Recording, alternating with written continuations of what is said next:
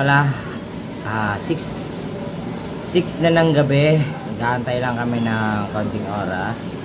Nandito pala kami ngayon sa Albay.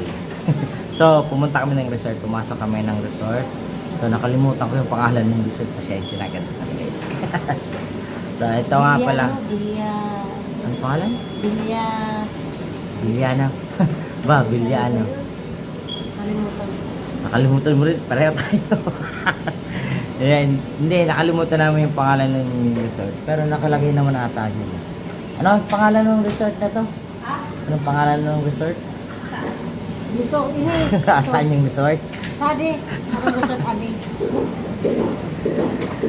Ay, nako. Ang inip. Pangalan ng resort. Kanas-kanas. Sorry.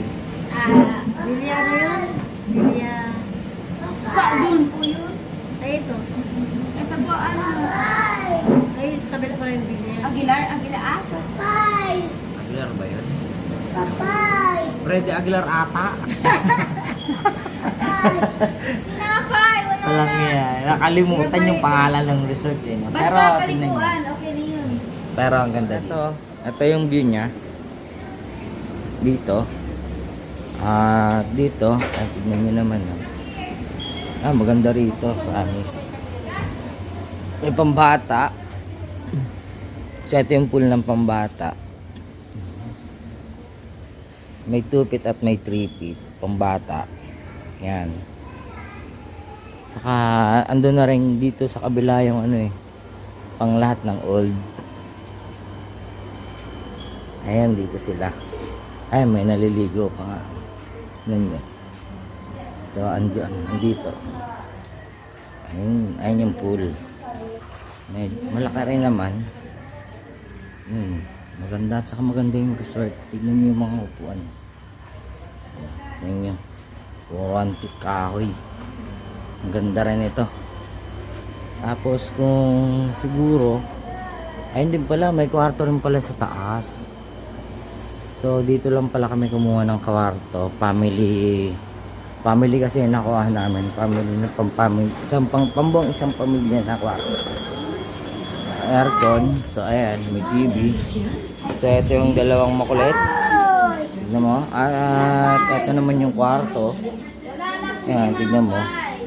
Tignan nyo naman. Tapos ito yung CR nya. So yung CR nya may heater. Kompleto rin. So bring your bring your sabon kasi hindi sila nagbibigay o hindi sila nagpapagamit ng sabon. Napakita ko na rin naman sa inyo. So hanggang dito na lang siguro.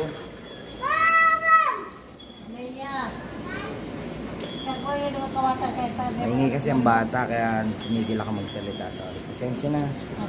Ganun talaga. So ngayon hindi pa kami nakain at wala pa rin si Mama. Umalis din si Ana. Kasama ko lang dito. Ayan. Yung tita namin na sinundo ko pa. Sa Saudi Taguig. Oh, sinundo ko pa daw siya sa Saudi Taguig. Aba, umuwi ng Bicol, dala-dala maleta. Ba? Ang galing.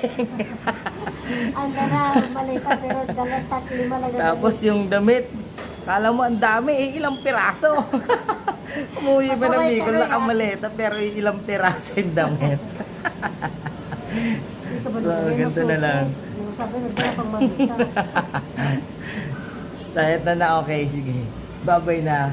Next vlog ulit. So, next vlog ko na lang ulit. Thank you. So, nandito pala kami sa Albay.